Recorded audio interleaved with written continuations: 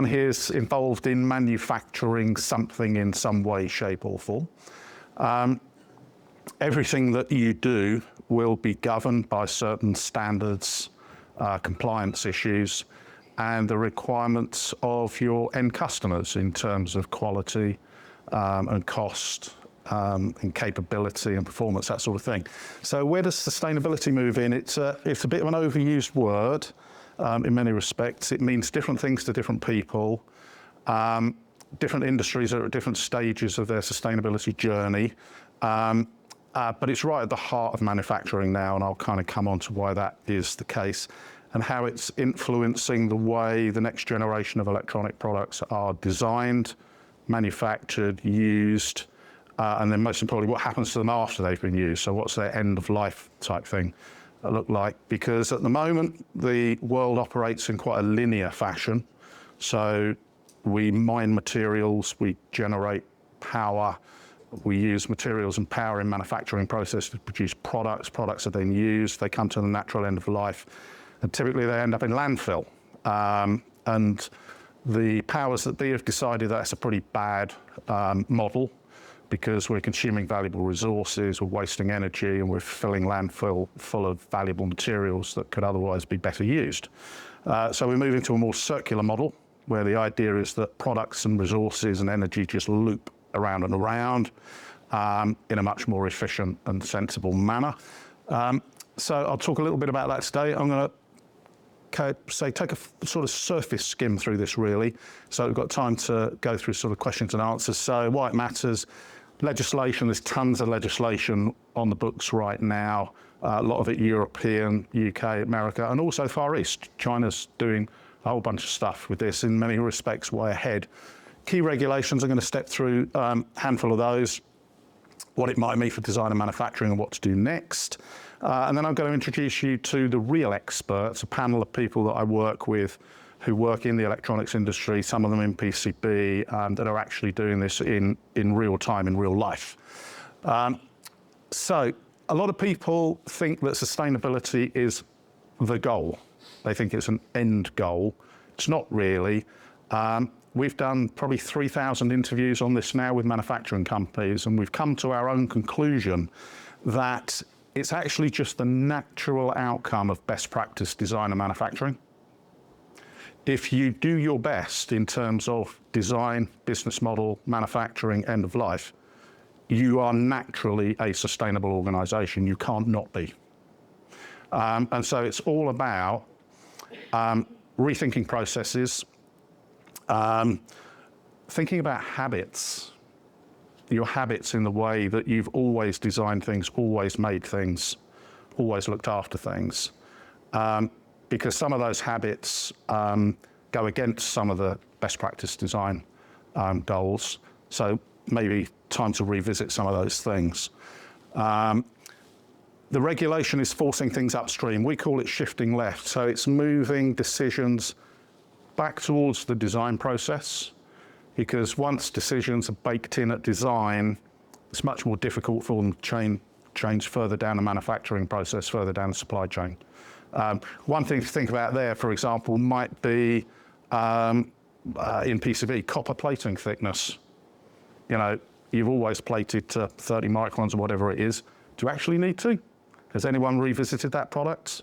Have any of the specifications changed? Has the manufacturing use environment changed? Has the durability of the product changed? The performance of the plating's improved? It's a sort of iterative loop that maybe need to spin through. Right, circular thinking is really kind of where it all begins, and this is the shift from a linear economy to a circular economy. And it's all about considering how the printed circuits that you're manufacturing will travel through their life and what happens to them when they reach what is determined natural end of life. Social media at the moment is alive with circular products. I saw one yesterday, a new Lenovo laptop, which is basically designed just to be disassembled, modular components removed, upgraded, replaced, repaired, reassembled, and back into use. That's unheard of in the laptop industry. Laptops just don't work like that. Well, they do now. And it's those big brands, and they're doing it for very good reason, which is they're being driven from real legislative pressure, which is that those big organisations will pay potentially a financial price and a marketing price if they don't think like that, because of the cost of handling electronic waste, which is going up. The bit to look at is this bit here. Products are migrating to something we refer to as product as a service. So rather than a product itself that gets used and disposed of, the idea is the product is a platform for a whole range of services throughout its life. So when it reaches its end of life initially, can it be repaired? Can it be maintained? Can it be disassembled? Can it be upgraded? Can it be reused? Can it go through a cyclical process that maybe gets another 10 years use out of that product? And all of those processes it goes through, can you guys earn money out of that? Can you take one module out, remanufacture a superior PCB with superior components, upgrade that product, disassemble that printed circuit board, recover the components, recover valuable materials and resources, gold, silver, platinum, whatever it is. It involves design, manufacturing, end of life, supply chain, in particular materials, where the material's coming from, what's the carbon footprint of those materials, how much do they cost, how resource intensive are they. That's all data and reporting that companies are going to have to do more of, and I'll kind of come on to that shortly. Right, so I'm going to talk about some of the regulations coming through. So eco-design for sustainable product regulations, European, in place right now. All of these regulations, by the way, they're all at slightly different stages. Do make a note of these and go and take a look to see where they are in their process. Have they been deployed? Are they legally binding? Are they regulations or are they compliance, that sort of thing? And there's also something called right to repair. So the idea here is that those two kind of work together, and the idea is that eco-design for sustainable products is all about the ability to repair, maintain, disassemble, upgrade, reuse, circulate products. And right to repair is that the customer should be able to do that, not just the manufacturer. And there's a big bundle going on at the moment with right to repair, because a lot of manufacturers don't want customers to be able to repair their products outside of their warranty. Little aside story, at home I've got a waste disposal unit, it stopped working. It's £700 to replace new. Phoned up the manufacturer and said, can you repair it for me? And they said, no, we don't have that facility. So do you have a workshop manual I can use to try and repair it myself? No. Is it a serviceable item? No. Do you have any spares? No. So they did not tick any of those boxes. So I'm an engineer, I disassembled it, I tested it, I found a component that had failed, which is a starter capacitor. I've sourced an alternative capacitor in China. It's on its way to me now. It was $9 plus postage, and that will return into use a £700 piece of machinery. They still didn't get the sale of a new one, but now I don't trust them. So they've lost the sale and they've lost their trust. If they'd have said, we can repair that for you, whether it was a capacitor or a circuit board or whatever, I'd have probably given them a couple of £100. They'd have earned £200, and that brand would now be my best friend forever. And I tell everyone about it. But now I'm telling you about it from the opposite perspective, right? So that's what it's all about in terms of marketing. And I'm going to do a LinkedIn post on the repair and disassemble and test of that, so keep an eye out for that. So a couple of things there. Modular board design, that's coming through. The idea, with that Lenovo laptop, for example, you've got to be able to just pull things out and put them in. So we're talking about, rather than big motherboards, we're talking about modular assemblies. So probably moving to a design model where lots of little boards are plugged together rather than one big board that has to get thrown away. So keep an eye out for that. Accessible component layouts, can you get to a semiconductor if you need to remove it? Permanent bonding, I volunteer at repair cafes, and we've got a little mantra that says screw, not glue. When you glue things together, it really makes it difficult to sort out. So if you're conformal coating, if you're bonding components down, etc., if it can be done in such a way that they can be disassembled and removed, great. There are adhesives that you can actually trigger a disassembly chemically in those processes. There are some suppliers of that. Right, digital product passports. This is a really interesting one. The whole eco-design for sustainable products comes with something called digital product passports. The idea is every product, typically the end product, will have a QR code on it, and that QR code will provide you with everything you need to keep that product in use for as long as possible. It's going to be a bill of materials, it's going to be a list of manufacturers, a list of components, it's going to be links to user manuals and workshop manuals. And the idea is that this will start to open source the information you need to look after a product. And in lots of instances, in terms of failures or upgrades or maintenance or repair, it's going to involve some sort of circuitry. You know, whether it's a washing machine with a control board, a laptop with a memory module or whatever it is. And so quite soon you're going to see QR codes appearing on products with levels of data about the manufacturers, the supply chain, the materials, et cetera, that have never really been revealed before. And one of the interesting things, which I will come on to, is that that's also going to include carbon footprinting, which relates to how much energy and material your organisations consume to manufacture those boards and end products. It's going to be bond traceability, say material composition, and life cycle stuff such as maintenance and repair. So that's quite an interesting one. It's, I would say the industry to go first appears to actually be the fashion industry, because there's so much waste in terms of clothing. Now the problem they've got in the fashion industry, they can't design a QR code to survive washing machines. So currently the technology roadblock is washing machine proof QR codes. But there we go. Right, REACH, ROSH, PFAS.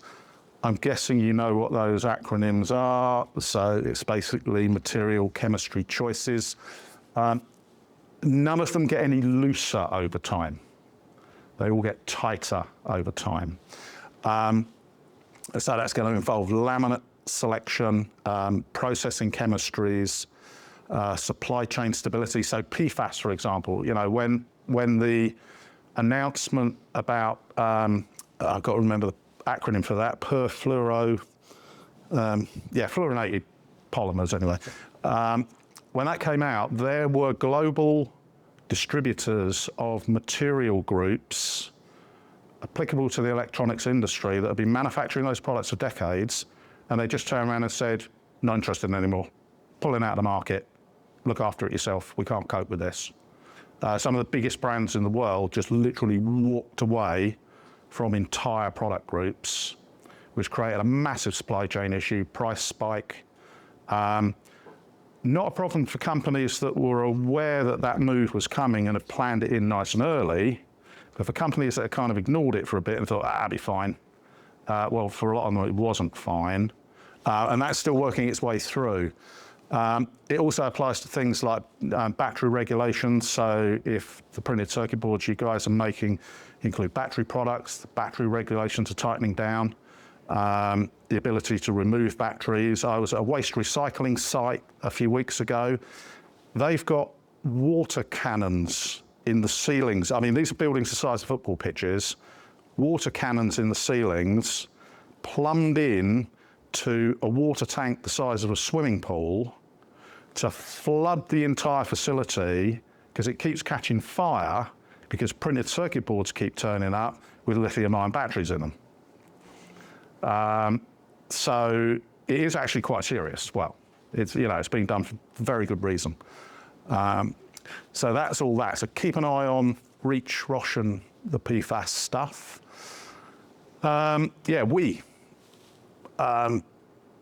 Recovery of electronic product. What do you do with a printed circuit assembly at its end of life? A lot of them gets boxed up and sent to other parts of the world. What we actually need to do is try and keep hold of them, manufacture them using materials that are more recyclable. I will come on to, I don't think I need to introduce Steve Driver, so you guys probably know that name. It works for a company called Jiva Materials. They, in the UK, have developed the world's first biodegradable printed circuit board laminate. I was at Garner Osborne last week doing a video, well, a few weeks ago, doing a video production on that material, moving through those standard manufacturing processes. At the end of life, that product can be dissolved and all the components and tracks, etc., are recovered and reused if necessary. That's a world first, UK R&D, now entering into production. And there will be more of that. There are companies, instead of soldering components, they're adhesively bonded and can be released. And I'll come on to onto some suppliers who specialise in the disassembly of components for boards, which are then basically reused on new circuits, so full circularity of actual individual components. So a lot of movement there. Yeah, packaging. Think about packaging. One of the areas where sustainability is really focused in the manufacturing sector is packaging, because just the volumes of the stuff. And what's happening, there's something called extended producer responsibility. And the idea there is you can't just kind of outsource your packaging as it moves through the supply chain. If you create packaging, you need to take some responsibility for it somewhere along that process. You can't just expect someone else to deal with it. And that's where the levies then start to apply. So the more packaging you produce, the less recyclable it is, the more you're financially punished. And that's why people like the supermarkets are collecting flexible packaging in the supermarkets now. It's because if they don't, then they're going to be financially punished. And that is just rolling out across product groups and across different industries. So circular packaging basically is what you're really trying to achieve, and reducing the material overheads. Carbon footprint, clean greenhouse gas emissions, and CBAM. CBAM, carbon border adjustment mechanism. You can't, starting now with things like steel, aluminium, concrete, fertilizer, etc. The idea is you can't outsource your carbon footprint to another part of the world, which is what a lot of companies have done, either deliberately or by accident. What's going to happen is with stuff like CBAM, as carbon-intensive materials are imported, they will be taxed according to their carbon footprint. That's going to completely restructure the material supply chain. And it's going to prioritise materials that are low carbon footprint. And what does that mean? That means, do they include recycled content? Primarily, how energy intensive are they? How much energy is required to manufacture and move them? And how much of that energy is renewable versus fossil fuel? So, for example, in the Nordic countries where they've got loads of hydroelectric power, they're recycling a lot of stainless steel, aluminium, etc. And that's coming in at low carbon footprint into the UK because it's produced with renewable energy and recyclable material. And I will ask a question now, it's a guessing game at this point. Where do you think, what component or what product do you think is the major source of recycled stainless steel in the world? If you had to pick one product, what would it be? Have a guess, someone. Sorry? Vinyl Falls. Almost. I think that's second. It's actually the drums of washing machines. So, yeah, apparently that's the biggest single source of stainless steel for recycling. Here, for example, one company to have a good look at, I think there might be some people here from NCAB here today. Have a look at the full NCAB sustainability reporting process. That will give you a really good idea as to energy intensity and carbon footprint reduction and how that's taking place within the PCB manufacturing sector. It's, I haven't looked at all the sustainability reports, but it's world class in terms of its level of attention to detail. And it's a roadmap, because the idea is once you've captured that data, the idea is next year you do a bit better, following year you do a bit better again. It's just a nice roadmap to low carbon intensity. CSRD, this is really important. Corporate Sustainability Reporting Directive. Sounds really serious, kind of is. This applies to very large organisations at the moment. So like the Airbuses of the world, the BMWs of the world, whatever. They have a legal responsibility to report on their environmental impact of their products. With greenhouse gas emissions, that will be something called Scope 1, Scope 2 and Scope 3. And Scope 1 and Scope 2 are really easy because that's what's under your direct control, okay? Is your building using an oil boiler, or is it using solar panels? Is your car fleet diesel or EV type thing as control? But then there's Scope 3, and Scope 3 is your supply chain. And they have to report on the supply chain. Now, the problem is you are the supply chain. And so what they're going to do, if they haven't already done so, is they're going to write to you and say, oh, sorry, can we have your entire supply chain material audit with full carbon footprints of all materials, resources and processes, please, because we need to plug that into our CSRD. And companies that can't do that may find it more difficult to do business with those larger organisations over time. And it's big companies now, but I assume the idea is that gradually over time it will become a requirement of smaller companies as they move down through the supply chain. And in particular, it applies to kind of governmental contracts. So governments want to push this, and the easiest way to push this is to make it a compliancy issue for those kind of state level purchasing decisions. So the pressure is coming down from the top. It's actually not that difficult to do. There are software applications out there. One I use is called Carbon Graph. Just key in your materials, key in your product, and within a few seconds you'll have an entire carbon footprint audit. Taps into existing databases. It used to have a free version. They've got rid of the free version. I normally demoed it, but they've got rid of it. I'm not sure how much it costs at the moment, but I can give you details on that. It's not actually as difficult as it first appears. Once upon a time, it was a human-only research project, and now it's basically AI software driven solution. So it looks at carbon per board, water use, chemical use, that sort of thing, and also transport. Right, so how can design help? Well, they can reduce the complexity of products, optimize layout, make components accessible, thoughtful architecture like modularity, that type of thing. And there are AI tools now moving through into CAD systems, which are going to make this level of optimization much easier. I'm seeing that at the moment. There's applications for this showing right now. Manufacturing impact. This is all about, the one big one there is reduce scrap. So it's right first time production, and it's layout optimization to reduce scrap.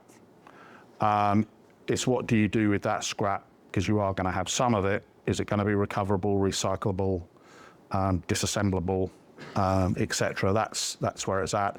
Energy efficient processes in terms of machinery and processes. When you're assembling a board, is it a huge reflow oven? Is it selective soldering? Is it vapor phase soldering? Where's the energy efficiency and reliability and those sorts of things? Every new generation of PCB process machinery is likely to be more efficient than the previous generation. Can machines be upgraded? Can chemistries be upgraded? Think about design processes. So can plating thicknesses be reduced, which decreases your cycle time, reduces the energy input.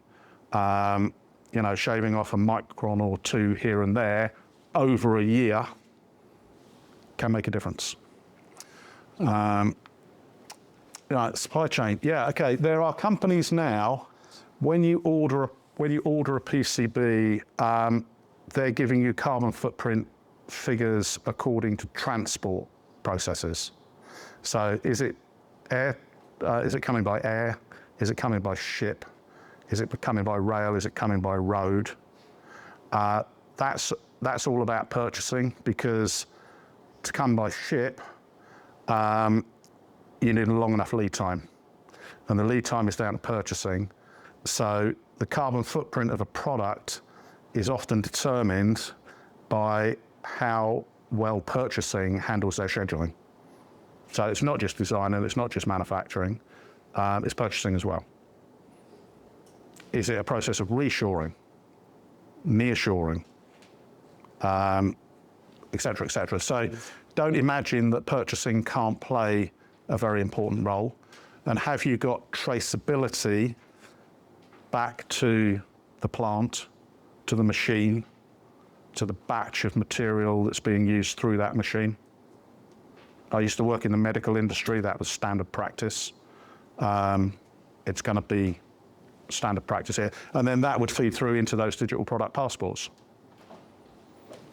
which we saw earlier. Yeah, so future PCBs, they're going to probably be repairable.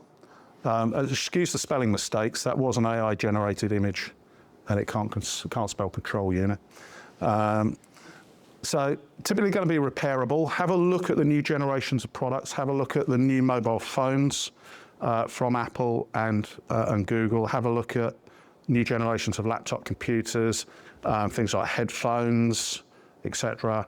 You're starting to see them being disassemblable, repairable and upgradable.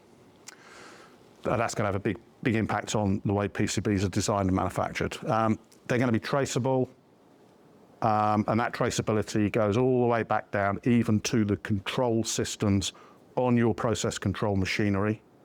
There's one company I deal with that does metal polishing. They can give you the carbon footprint per polished item, traced back to the controller of the polishing machine, which knows how much energy was required to polish that one component. So it can be done. That was a university project. They're going to be resource aware, and they're going to be data enabled via that product passport. So, yeah, pretty obvious. Audit your materials, improve your design practices, and again, that does include habits, because we all fall into habits. If it worked before, if it ain't broke, don't fix it. That's not really good enough.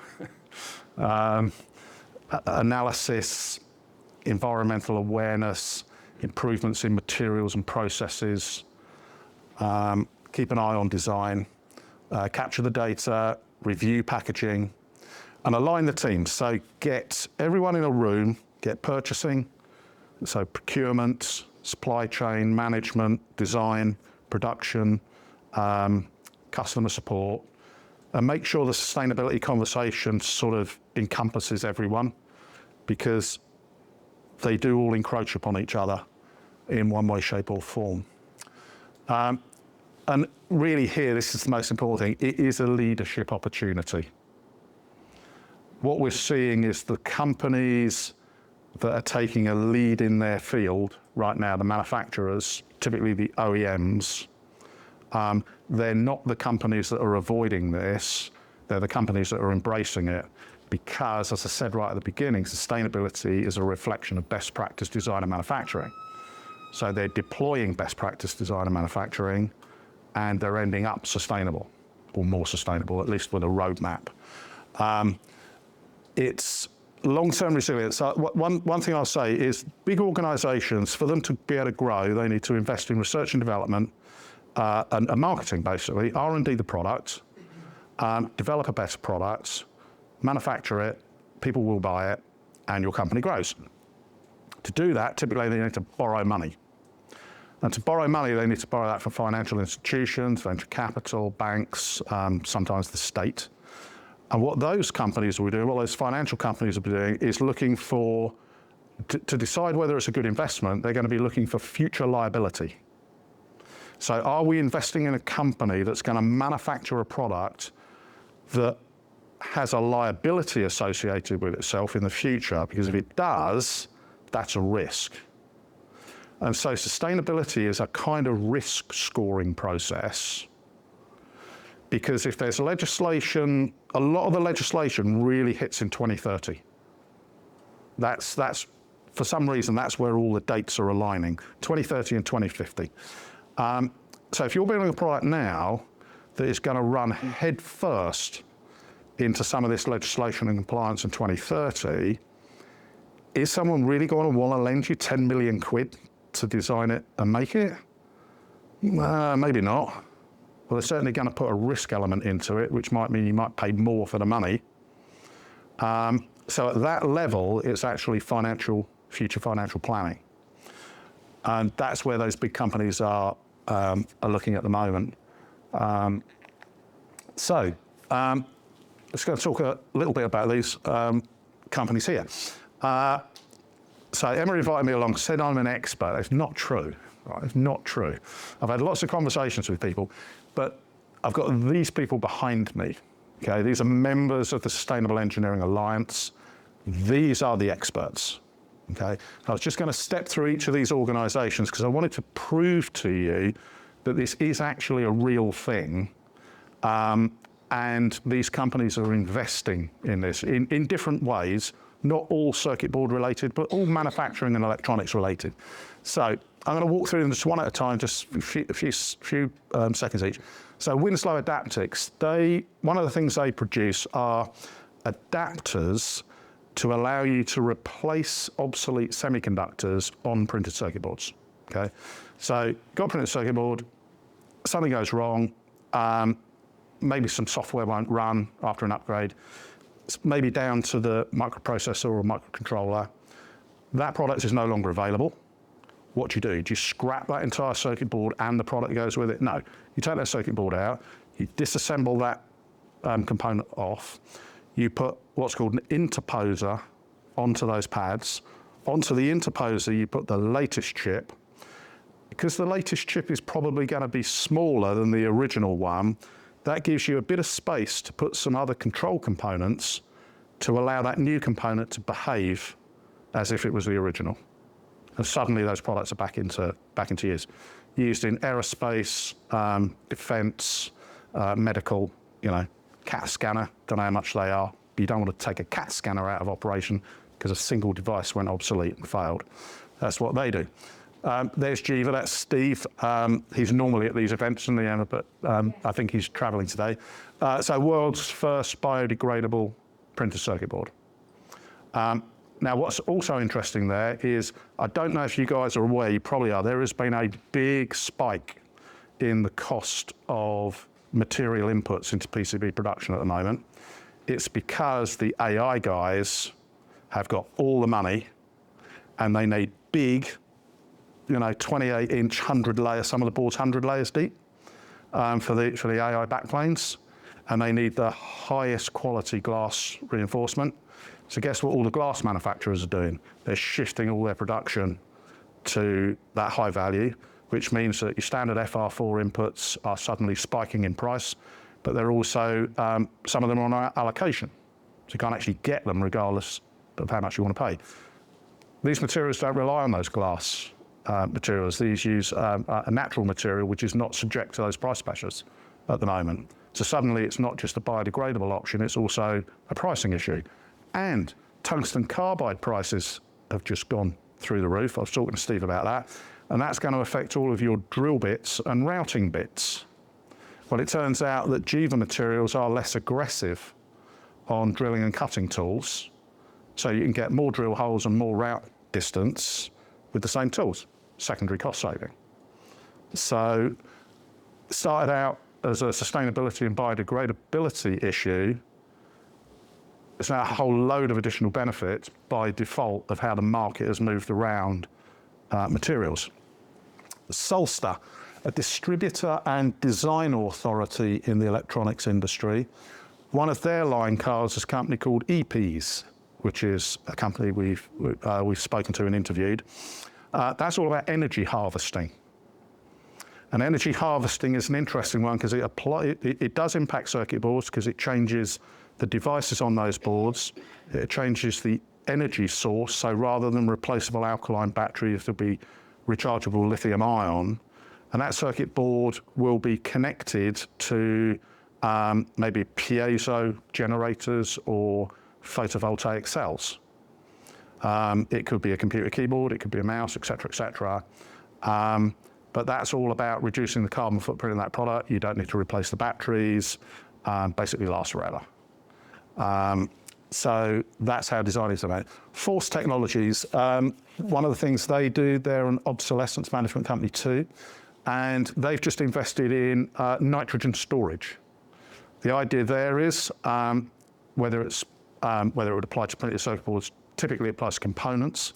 The idea there is that you can over-purchase components that are going to go obsolete, put them into nitrogen storage, and they can remain there pretty much indefinitely and are as good as new when retrieved and applied to a product. So you can extend the life of a circuit board and a particular product, or even bring a product back into production years after it was ceased, by retrieving those components from nitrogen.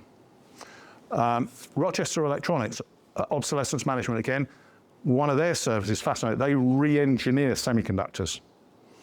So if you've got a semiconductor that's gone obsolete, and an interposer isn't the solution, they can actually take they can take the design files and the masks, and basically re-engineer that semiconductor, and create from new.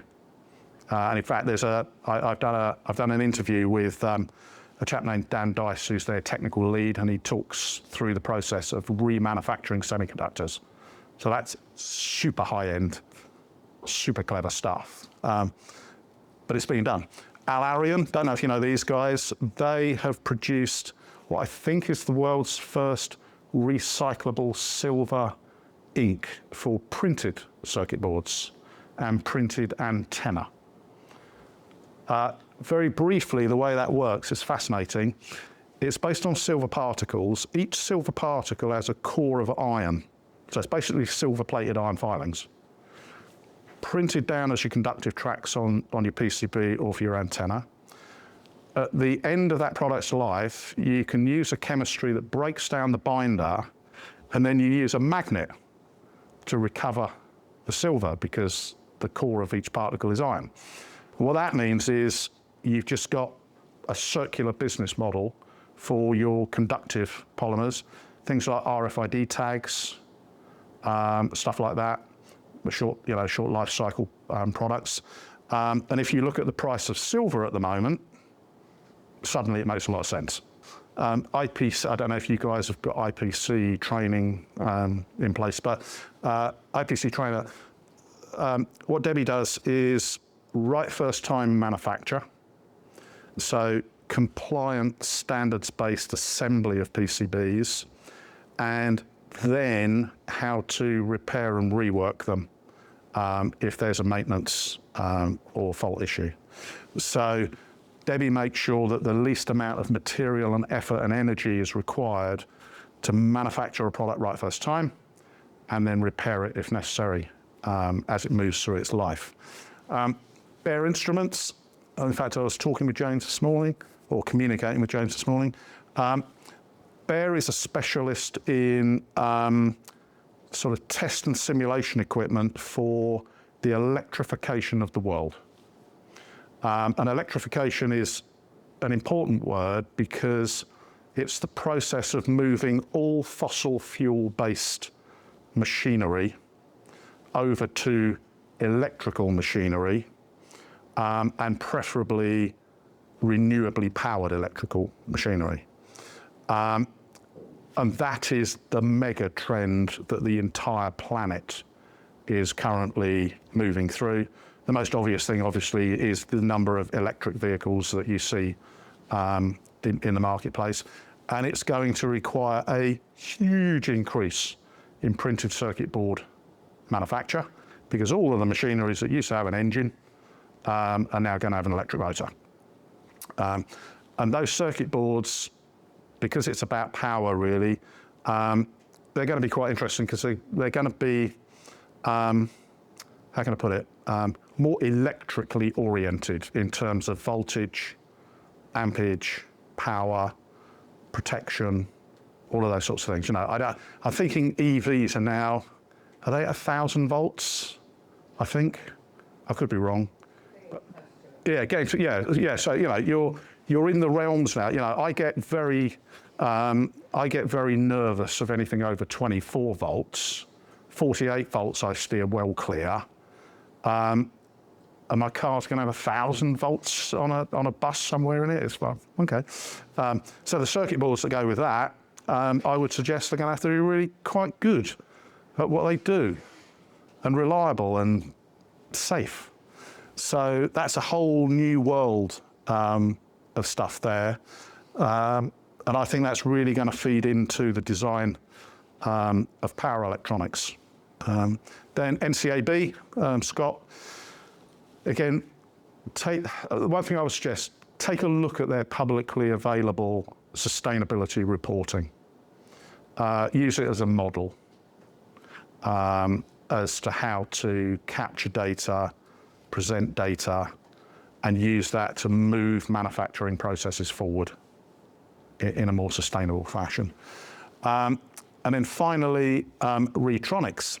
Interesting company. We're about to do some work with Retronics. They specialize in disassembling printed circuit boards to recover components for reuse. I never realized how many super high value circuit boards can end up just in storage because something happened. A component went obsolete. Maybe there was an engineering change request that made that board V1 and V2 was available, and there just happened to be 100 V1s that had been made. Turns out that's quite a common thing.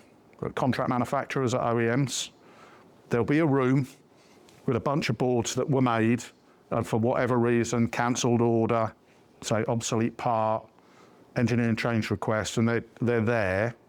But what they represent is value, provided you can disassemble them. And disassembling them might mean taking off a £20,000 BGA and then tidying it up, reballing it, repackaging it, and getting it ready for reuse again. And that's what Retronics does. They're part of Jabil, so a big contract manufacturer. So what I wanted to show you there really was real companies, real big leading edge brands, doing stuff, making money, employing people, creating things, all of which are contributing to a more sustainable future where products are reducing their environmental impact. And I think that brings me to the end. I've done quite well. So the only thing I'd say, that's me. If you want to talk to me, that's the QR code to my LinkedIn, so you can snap that. That's a magazine we produce, digital magazine about sustainability. That's an interesting story on this cover, KUKA Robots. They manufacture kind of industrial robots, and they're moving right into circularity. They're going product as a service in many respects, and that involves, because think of product as a service this way, and these are some of the companies that we're dealing with. You manufacture a product, and you sell it, and the company buys it. The company might then want to upgrade or move to a different model of, say it's a motor controller. As the manufacturer, you could just walk away from that and say, well, buy a new one. Or you could say, let me take that motor controller back, and what I'll do is I'll take it away, I'll disassemble it, I'll tidy it up, we'll clean the enclosure up. We have got V2 of the control circuit, so what we'll do is we'll flip V2 of the control circuit in. We've got some better relays that we use now, so we'll pop those relays in too, and we'll sell it back to you for less than a new one with a longer warranty. And so what that company's managed to do is sell that product twice without having to make it twice. And in my head, that's a really, really good business plan. They haven't had to buy the resources. They haven't had to tie their manufacturing line up. They've kept a customer really happy. The customers got back what they liked but better for a little bit less than a new one with the equivalent or longer warranty. And that's what these industrial companies are now doing.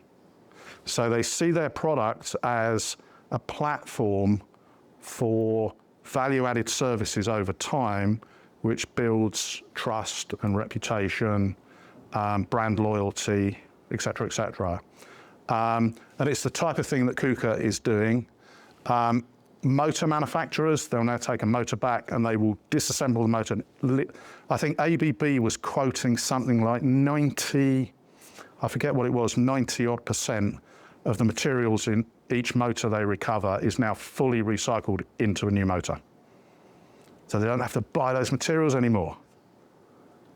Automotive manufacturers, there's an automotive manufacturer just set up a new facility for the disassembly of their cars. So automotive manufacturers don't make cars anymore, is the only thing they do. They now make cars and disassemble cars. And then they sell all of the spares into the second-hand market and in particular the insurance market, which is what I think they want to do, so that damaged cars can be repaired not necessarily with new parts, but with recovered parts. And what can't be recovered and reused is then used as a material source. I spoke to the sustainability chief sustainability officer of one very large automotive manufacturer, and they said all the material we need to manufacture the next generation of our vehicles exists in the last generation of vehicles we made. So we just want them back, please. So all the steel and aluminium and plastic we need is already out on the road. Can we just please have it back and we'll turn it into a new car? And the European regulations are now every few years, the minimum amount of recycled content in a vehicle goes up and up and up. I'm going to get this wrong, so we may have to delete this off the video, I'm sure. But for 2030, I'm going to say 25% of a vehicle has to be recycled. I could have got that wrong. Please do your homework and check that out. But it's not going to be less. And if you're manufacturing printed circuit boards that goes into cars, and you're reducing the carbon footprint of those, and you're reducing the resource intensity, you're helping that process. And they're going to love you for that, and they're going to like your brand, and they're going to stick with you. That's kind of the model. And so it's all good news. It's brand, marketing, sales, recyclability, reducing environmental impacts, reducing your costs, process times, waste, packaging. Imagine if you just had to buy less of everything, but with that you could make more. That's what it's all about. That's it.